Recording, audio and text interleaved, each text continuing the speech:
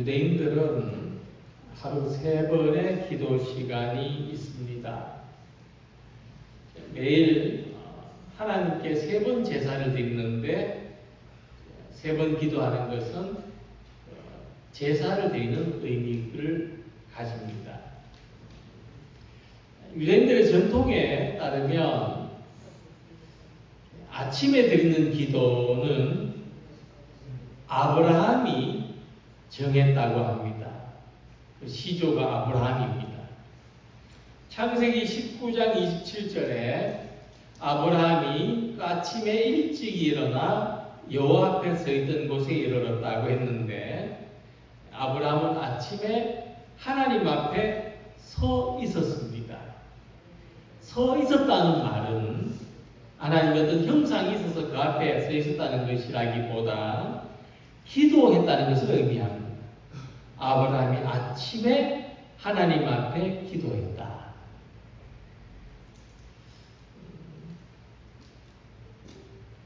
아브라함은 아침에 하나님 앞에 기도하는 전통을 시작한 사람입니다. 그럼 오후의 기도는 이삭에게서 시작됩니다. 본문 67절에 이삭이 저물 때에 들에 나가 묵상하다가 하는 말씀이 있습니다. 이삭은 오후부터 해가 지는 저녁까지 묵상했다고 하는 것입니다. 역시 묵상은 기도를 의미합니다. 고난 중에 있는 사람이 자기의 묵상을 하나님께 말씀드리는 기도입니다. 그 다음 창세기 28장 11절 말씀에 저녁 기도는 야곱에서 발견할 수 있습니다. 야곱이 베델에서 하나님을 만난 시간이 저녁이었다는 것이 저녁 기도의 기원입니다. 야곱이 한 곳에 이르러는 해가 진지라고 기록했는데, 유대인들은 아침 제사를 낮 12시까지 드릴 수 있고, 오후 제사를 오후 중반까지 드릴 수 있고, 저녁 제사는 밤새도록 드릴 수 있었기 때문에 하나님께 기도하는 것도 이렇게 아침, 오후, 저녁 시간을 나누어서 기도했던 것이고, 아침 기도는 아브라함, 오후 기도는 이삭, 저녁 기도는 야곱, 그 시초의 사람들이라고 하는 것입니다. 자, 그러면 기도하는 모습은 어떠한지를 생각해 볼 때, 아브라함이 하나님 앞에 기도하는 모습은 일어나서 서 있는 것입니다. 서서 기도한다는 의미라기보다 그 선다는 의미가 뭘까가 중요합니다. 왜 서 있었을까? 특히 아브라함은 소돔과 고모라를 위해서 기도할 때 하나님 앞에 서서 기도했는데, 이때 아브라함의 기도 내용은 하나님의 공정성에 관한 것이었습니다. 하나님의 인격과 성품에 대한 것이었습니다. 하나님, 의인 50명이 없다고 소돔과 고모라를 심판하겠습니까? 그것은 부당하지 않습니까? 그렇게 기도했습니다. 그리고 40명, 30명, 20명, 10명까지 내려가고, 아브라함은 하나님과 오랜 기도를 했는데, 아침 기도, 하나님 앞에 서서 기도하는 의미는 하나님의 성품과 인격에 근거해서 기도하는 기도입니다. 그래서 우리가 아브라함처럼 하나님 앞에 서서 기도한다는 것은 하나님의 임재 앞에 다가가는 것인데, 우리가 아침마다 하나님의 임재 앞에 서서 하나님의 공정하신 성품대로, 하나님의 자비하신 성품대로, 은혜로우신 성품대로 우리에게 인자와 긍휼을 베풀어 주시기를 기도하시기 바랍니다. 자, 야곱의 기도는 저녁이었습니다. 야곱의 기도 모습은 하나님과 마주치는 거예요. 이 마주친다는 것은 의도하지 않았는데 만나는 거 아닙니까? 창세기 28장에 보면은 야곱이 집에서 도망 나와서, 그리고 도망 나와가지고 기도하는 것이 아니라 돌베개를 메고 이제 자려고 하는데 하나님이 야곱을 찾아오셨습니다. 그래서 하나님과 마주쳤다는 거예요. 그러니까 야곱의 삶에는 하나님과 마주치는 사건들이 많아요. 우리도 기대하지 않았는데 하나님과 마주치는 사건이 있습니다. 학생 때 그냥 어른들이 기도원에 가는데 따라갔다가 은혜 받는 일들 있죠. 교회 남아있다가 교회에서 기도하다가 하나님 체험하는 일들이, 수련회 놀러 갔다가 교회 운동회 하는데 갔다가 이렇게 마주치는 경우, 그리고 뭐 마트에서 나오다가 전도하는 분하고 마주치기도 하고, 우리가 혼자고 또 우리가 또 두렵고 우리가 완전히 다른 생각을 하고 있는데 하나님이 찾아오시는 경험을 하는 거예요. 그것이 하나님과 마주치는 기도입니다. 그러니까 우리에게, 오늘 우리들에게도 위로의 하나님, 자비의 하나님, 은혜의 하나님과 마주치는 기도의 경험이 있기를 소망합니다. 그냥 교회 왔다가 교회 온 김에 기도하고 가야 되겠다, 본당에 올라와서 기도하는데 하나님의 음성을 듣는 경험, 하나님이 여기서 나 만나기를 기다리셨구나, 마주치는 이런 기도의 경험이 있으시기를 바랍니다. 그리고 본문에 나타난 것이 이삭의 기도인데, 이삭은 해질 무렵까지 들에서 묵상하고 있었다 그랬어요.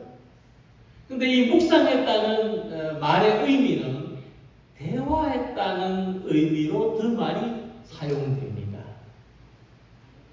이삭의 묵상은 하나님과 대화하는 기도였어요.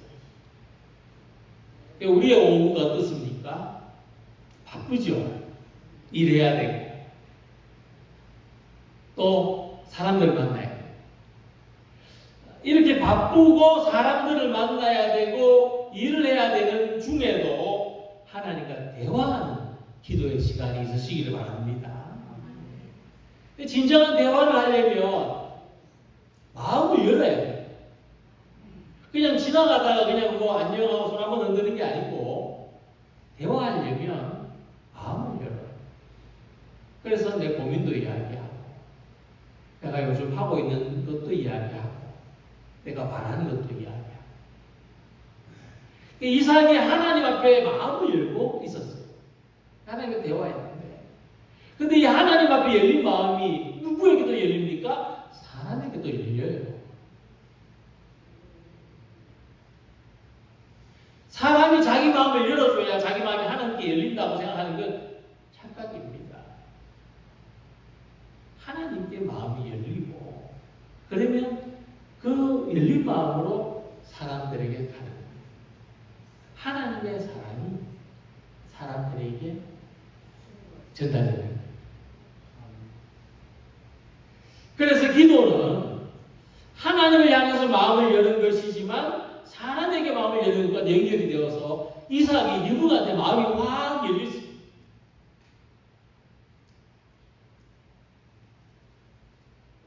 기도는, 그래서 기도는 하늘과 땅이 대화하는 거예요.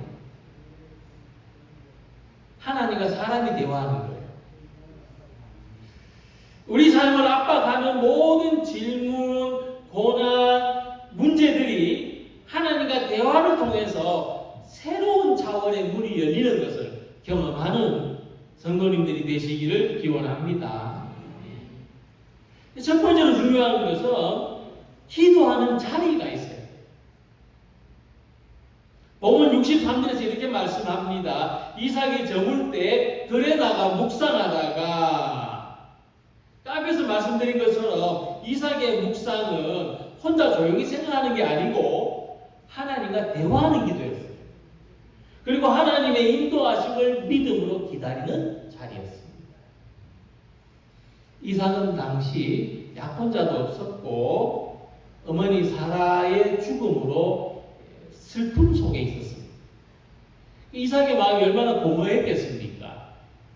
외로웠어요. 앞으로 아버지 아브라함을 모시고, 아브라함이 아주 연로했지 않습니까? 이 가정을 어떻게 세워가야 될지 막막했어요. 이런 배경 속에서 이삭은 하루의 마무리를 하나님 앞에 가지고 나가는 기도의 시간을 가졌던 겁니다. 이와 같이 기도는 우리 삶의 모든 자리에서 하나님과 대화하는 겁니다. 특별한 기도를 위해서 골방을 마련해 놓는 이런 공간적인 자리라기보다는 내 삶의 존재적인 자리, 하나님의 존재가 계시는 자리. 그래서 이렇게 하나님과 대화하는 거죠. 그래서 이 대화는 중단이 없습니다. 아침에 시작한 하나님과의 대화가 저녁까지 계속 간간히 이어지는 거죠. 우리가 사람들하고 대화할 때 어제 이야기가 오늘 이야기로 또 내일 이야기로 다 이어집니다. 그래서 오래 만난 사람들은 그 사람의 과거, 현재, 미래까지도 다 알잖아요. 이런 것처럼 하나님과 기도의 대화를 나눌 때도 어제의 기도가 오늘의 기도로 이어지고 오늘의 기도가 내일의 기도로 연결되는 겁니다. 특히 우리의 활동이 멈추고 고요해지는 시간에 하나님께 나아가는 것은 자기 삶을 돌아보겠다는 거죠. 하나님을 의지하겠다는 것입니다. 내 삶을 돌아보면서 오늘 하루 하나님을 의지하며 살았던가 살펴보는 것이죠.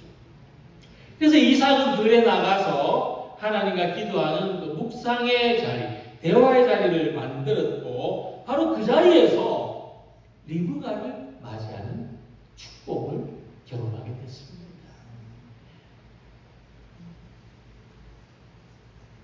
이삭의 아버지 아브라함의 삶을 보면 아브라함에게도 기도하는 자리가 있었어요. 아브라함은 늘 제단을 쌓고 그곳에서 하나님과 기도의 교제를 가졌습니다. 그가 그곳에서 여호와께 제단을 쌓고 여호와의 이름을 부르더니, 자, 아브라함이 쌓은 제단 역시 하나님과 대화하는 기도의 자리였습니다. 그래서 기도는 하나님께 사람이 일방적으로 달라고 구하는 것이 아니라 내가 구하는 것을 가지고 하나님과 같이 생각하는, 하나님과 생각을 나누는 겁니다. 내가 필요한 것을 가지고, 내가 절실한 것을 가지고 하나님과 생각을 나누는 거예요.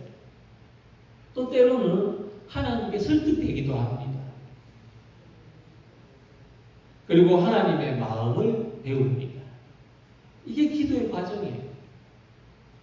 그래서 우리가 아브라함은 제단을 쌓으며 제단을 쌓는 것으로 자기 삶의 공간을 거룩하게 구별했던 것처럼 우리의 마음에도 하나님과 대화를 위하여 거룩하게 자리를 구별해 놓으시기 바랍니다.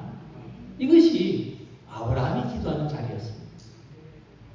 야곱도 삶의 중요한 순간마다 하나님과 대화했습니다. 창세기 32장에 보면은 야곱 강가에서 하나님과 씨름하며 기도했죠. 우리가 잘 아는 이야기입니다. 야곱강에서 야곱은 다음날 형 에서를 만나야 한다는 두려움 속에서 하나님과 씨름했습니다. 그 기도는 단순한 의식이 아니라 자기 전 존재를 걸고 싸움하는 것이었습니다. 밤새도록 하나님 붙들고 싸움했습니다. 기도하는 자리에서 야곱이 이름이 바뀌죠. 이스라엘. 즉 새로운 존재가 되고 새로운 삶의 방향을 가지게 됐습니다. 야곱은 야곱 강가에서 하나님을 만나며 자기의 한계와 두려움을 토로했어요. 그 가지고 하나님하고 싸웠어요. 나 이렇게 한계가 있습니다. 나 이렇게 두렵습니다. 그리고 하나님은 야곱의 고백을 들으시고 야곱에게 새로운 축복을 하나 주셨어요. 너는 이스라엘이야. 너는 하나님과 결혼 사람이야.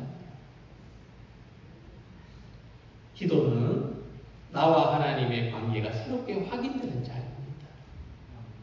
그래서 내 존재가 변화되는 자리죠.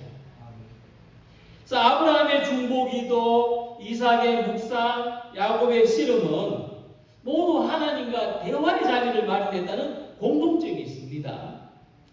기도는 묵상일 수도 있고 간구일 수도 있고 씨름하는 절규일 수도 있는데 중요한 것은 하늘과 땅이 떨어져 있는 것이 아니라 맞닿아 있습니다. 이처럼 하나님과 우리도 대화로 맞닿아지는 겁니다. 아브라함은 제단을 쌓아 하나님의 임재를 구했습니다. 이삭은 전혀 들판에서 하나님과 대화했습니다. 야곱은 외로운 밤 강가에서 하나님께 자기의 운명을 맡겼습니다. 우리 삶 속에서도 이와 같은 기도의 자리가 필요합니다. 하나님은 그 자리를 통해서 우리의 시선을 열어주시고 응답을 보여주십니다. 우리는 하나님께 마음을 열고 하나님을 기다리는 자리를 마련해야 됩니다. 바로 그 자리가 기도하는 자리요, 우리의 삶의 전환점이 되고 하나님의 인도하심과 위로를 경험하는 통로가 되시기를 소망합니다. 두 번째로 기도는 하나님의 뜻을 받아들이는 것입니다. 성경 말씀은 우리가 하나님께 간구해야 된다고 자주 말씀하고 있습니다. 구하라 그리하면 너희에게 주실 것이요, 찾으라 그리하면 찾아낼 것이요, 문을 두드리라 그리하면 너희에게 열릴 것이니.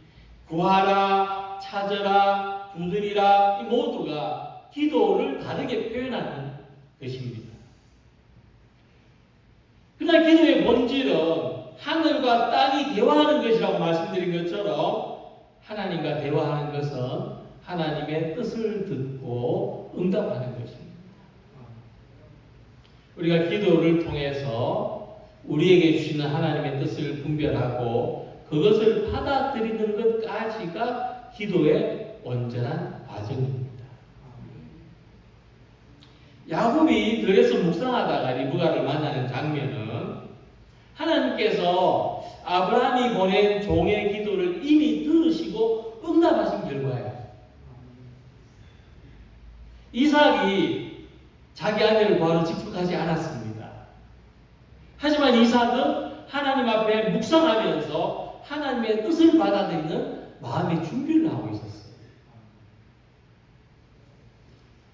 아브라함의 종은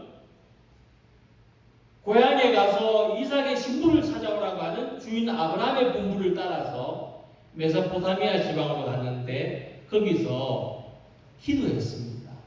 어떻게 기도했느냐 하니까 우리 주인 아브라함의 하나님 여호와여 원하건대 오늘 나에게 순조롭게 만나게 하사. 우리 주인의 며느리감과 순조롭게 만나게 해주십시오. 아브라함의 종 엘리에셀은 하나님 제가 좋은 여자를 골라갈 수 있도록 해달라고 기도하지 않았습니다. 주인의 며느리가 누구인지 자기가 판단하는 것이 아니라 하나님이 인도해 주십시오. 그리고 그 뜻을 받아들이는 태도를 가졌습니다. 기도 속에서 하나님의 뜻이 드러납니다. 그리고 우리는 하나님의 뜻을 겸손히 받아들이는 자리로 들어가게 됩니다. 이삭이 저물 때 기도한 것도 같은 맥락입니다. 이삭은 하나님과 대화하면서 그 누군지도 모를 그 신부를 데려온다는데 하나님과 대화하면서 자기 장래를 맡기고 있었던 겁니다. 바로 그 기도하는 시간에 공교롭게도 그 기도하는 시간에 멀리서 낙타들이 오는 것을 보게 되었고 그것이 하나님의 응답이었습니다. 아브라함이 소돔과 심판, 고모라의 심판을 앞두고 하나님께 서서 기도했고 야곱이 야복강에서 하나님의 천사를 붙들고 밤새도록 기도한 것처럼 우리가 기도할 때 하나님과 논쟁하기도 하고 또 내가 바라는 것을 더 내세우기도 하지만 결국 기도를 통해서 하나님의 뜻이 드러나고 우리는 그것을 받아들이면서 변화되는 것입니다. 그래서 아브라함의 종과 이삭, 야곱의 기도를 보면 공통점이 하나 있는데 종은 하나님의 뜻을 분별할 수 있는 표징을 보였습니다. 하나님 만약에 하나님의 뜻이 일어나면 이런 걸 제게 보여주십시오. 이삭은 묵상하면서 하나님의 뜻을 기다렸습니다. 하나님의 뜻이 무엇인지 모르지만 제가 기다리고 있을 테니까 제게 알려주십시오.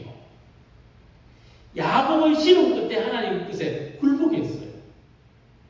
자기 뜻을 완전히 포기하고 하나님, 제가 하나님의 뜻을 따르겠습니다. 자, 이들이 모두 공통점은 기도를 통해서 하나님의 뜻을 분별하고 받아들였다는 겁니다. 예수님은 겟세마네 동산에서 자기 뜻대로 되는 것보다 하나님의 뜻대로 되기를 기도하셨습니다. 예수님의 기도는 나의 원대로 마시옵고 아버지 원대로 하옵소서 하는 기도였습니다. 그래서 우리가 어떤 문제를 놓고 기도할 때 우리는 사람은 단순하잖아요. 우리는 단순히 문제 해결을 기도합니다만 하나님은 그 이상의 뜻을 보여주실 때가 있습니다. 우리가 누군가를 위해서 중보 기도를 할 때 하나님은 우리 마음을 변화시켜서 나의 시각이 아니라 하나님의 시각으로 그 사람을 바라보게 하십니다. 우리가 위기 속에서 부르짖을 때 하나님은 단순히 두려움을 제거해 주시는 것이 아니라 새로운 사람으로 우리를 변화시키십니다.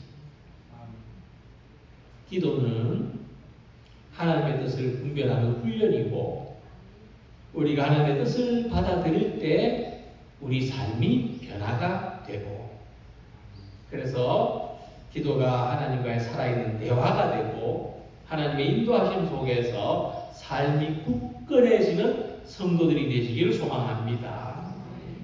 그리고 기도는 하나님의 위로와 사랑을 경험하는 것입니다. 본문 67절이 대단히 야곱의 인생에서 중요한 전환점입니다. 이삭이 리브가를 인도하여 그의 어머니 사라의 장막으로 드리고 그를 맞이하여 아내로 삼고 사랑하였으니 이삭이 그의 어머니를 장례한 후에 위로를 얻었더라고 했습니다. 이삭은 어머니를 상실한 상황 속에서 기도하고 있었습니다. 하나님은 이삭에게 리브가를 아내로 보내주셨고 이삭은 리브가를 통해서 큰 위로를 받습니다. 우리는 거꾸로 된 상황도 생각할 수 있지 않습니까? 그저 어머니를 상실한 후에 좀 위로받으려고 리브가를 만났는데 위로가 더 없으면 얼마나 힘들겠습니까? 성경은 이삭에게 있었던 그 위로의 순간을 강조하고 있습니다. 하나님께서 슬픔에 잠긴 이삭에게 사랑과 위로를 얻게 해주셨다는 것입니다. 이삭은 하나님 앞에 묵상하는 자리에 있었고 하나님은 이삭에게 위로와 사랑의 응답을 주셨습니다. 그래서 우리의 기도는 하나님의 사랑과 위로를 경험하는 통로가 됩니다. 창세기 15장을 보면 아브라함은 또 다른 위로를 원했어요. 하나님께 나는 자식이 없다고 기도했습니다. 아브라함이 이르되 주 여호와여 무엇을 내게 주시려 하나이까 나는 자식이 없사. 아브라함의 삶에는 두려움이 있었어요. 허무함이 있었습니다. 내가 아무리 많은 재산을 얻어도 내가 아무리 성공했어도 물려줄 자손이 없다는 사실이 아브라함의 마음을 괴롭게 했습니다. 그런데 하나님은 아브라함에게 놀라운 약속을 주셨습니다. 하늘의 별과 같이 많은 자식을 주겠다는 약속입니다. 사람이 할 수 없는 약속입니다. 누가 나한테 나는 자식이 없다고 나는 지금 이런 절망이라고 왔을 때 어떻게 사람이 당신의 자손을 별같이 많게 해주겠습니다라고 할 수 있습니까? 어떻게 사람이 당신의 문제가 깨끗이 사라지게 해주겠습니다라고 할 수 있습니까? 아브라함은 기도를 통해서 하나님의 위로와 사랑을 경험했어요. 아브라함은 허무했습니다. 아브라함은 두려웠습니다. 그러나 기도하는 중에 하나님의 약속을 생각하면서 이 허무함과 두려움이 사라졌습니다. 다시 아브라함은 하나님을 의지하고 살아갈 수가 있었습니다. 그래서 우리의 기도가 단순히 상황을 해결하는 그런 위로라면 상황이 안 바뀌면 위로가 없을 거 아닙니까? 다들 그런 기도의 딜레마에 있습니다. 기도하면 상황이 바뀌어야 되는데 상황이 안 바뀌니까 위로가 없는 거예요. 기도할 힘이 점점 없어지는 거죠. 그러나 성경이 말하는 기도의 위로는 상황이 바뀌는 것이 아니라 하나님의 임재를 경험하는 것입니다. 아브라함은 여전히 자식이 없었어요. 그러나 하나님의 약속하신 말씀에서 위로를 받았습니다. 이게 먼저 순서예요. 야곱은 기도한 후에도 여전히 형을 만나야 했어요. 그렇게 피하고 싶은데 만나고 싶지 않은데 만나요. 그런데 하나님의 임재 속에서 이제는 형을 두려워하지 않고 새로운 정체성을 관계성을 가지게 되었습니다. 이삭은 어머니의 죽음을 경험했어요. 어머니가 다시 살아와야 위로가 되는데 그러나 이삭은 리브가를 통해서 하나님의 사랑을 확인했습니다. 기도의 본질적인 위로는 환경이 아니라 우리 삶의 구체적인 상황에서 하나님이 도행하시는 것을 깨닫는 것입니다.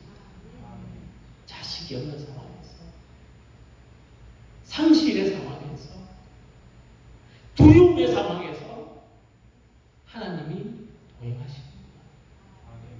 하나님 나와 함께 하시고 하나님이 나를 사랑하시고 하나님은 나를 버리지 않으신다는 확신이 우리에게 무엇보다도 위로가 되는 것입니다.